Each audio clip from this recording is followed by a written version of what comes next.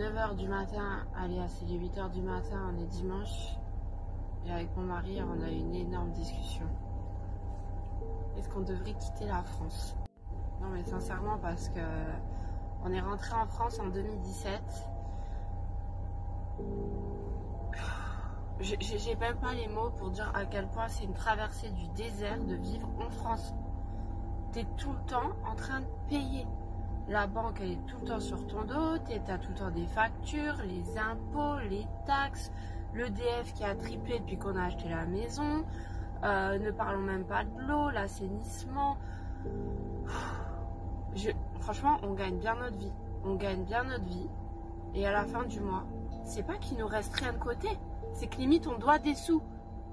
Comment c'est possible? Alors vous allez me dire c'est que tu gères mal, mais sincèrement je vois pas comment. J'ai un crédit maison, j'ai un crédit travaux. Après bah, j'ai toutes les factures, rien que la bouffe. Faites un sac de courses, 50-60 €, vous avez rien dedans. Vous voulez manger équilibré, des légumes, de la viande, du fromage, des fruits, peut-être pas acheter les trucs les plus bon marché. Je fais déjà mon pain, je commence à vouloir faire ma lessive. Bientôt, faut faire quoi? Faut que j'aille mettre un petit vélo au fond du jardin pour faire mon électricité. Franchement, c'est juste pathétique parce que c'est un pays absolument magnifique, la France. Vraiment, j'aime beaucoup mon pays. C'est juste la gestion, l'économie, c'est une catastrophe.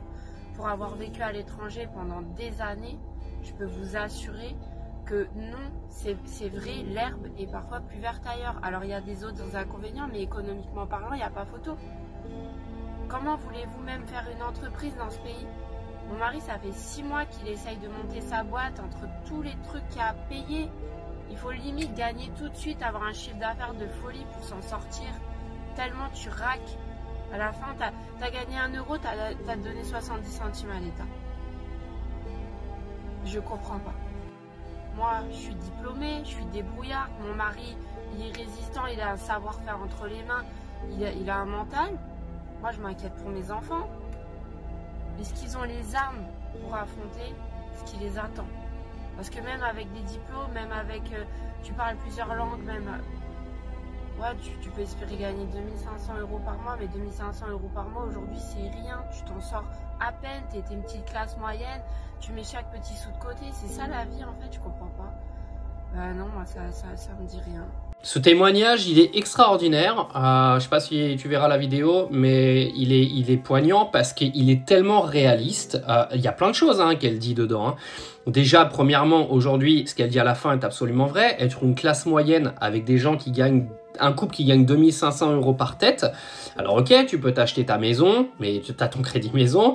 Tu peux acheter tes voitures, mais il suffit que tu aies 2 ou 3 enfants. Et mine de rien, bah, tu vas mettre assez de côté pour aller te payer 2 semaines de vacances au mois d'août et point barre, et tu vas retourner travailler comme un ouf. Après, le deuxième truc qu'elle parle, c'est l'entreprise de son mari. Impossible d'ouvrir une entreprise en France. Arrêtez d'ouvrir des entreprises dans ce pays. Arrêtez. Tous les gens qui veulent devenir entrepreneurs en France, vous êtes des barjots. Mais si vous voulez ouvrir des entreprises, barrez-vous de ce pays. Vous allez couler.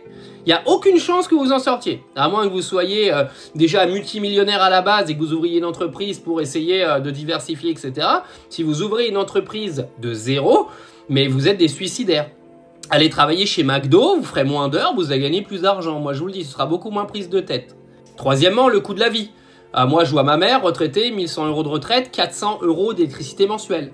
400 balles d'électricité. Et derrière, le loyer, c'est 600 balles. De toute façon, tu trouves pas moins cher. Donc, du coup, loyer, électricité, paf, plus de thunes.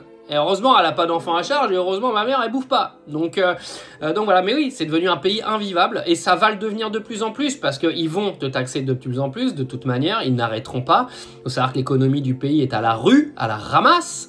Donc, automatiquement, quand tu as une économie à la ramasse, il va bien falloir que le peuple renfloue les caisses. Parce que on a des présidents qui les ont vidés.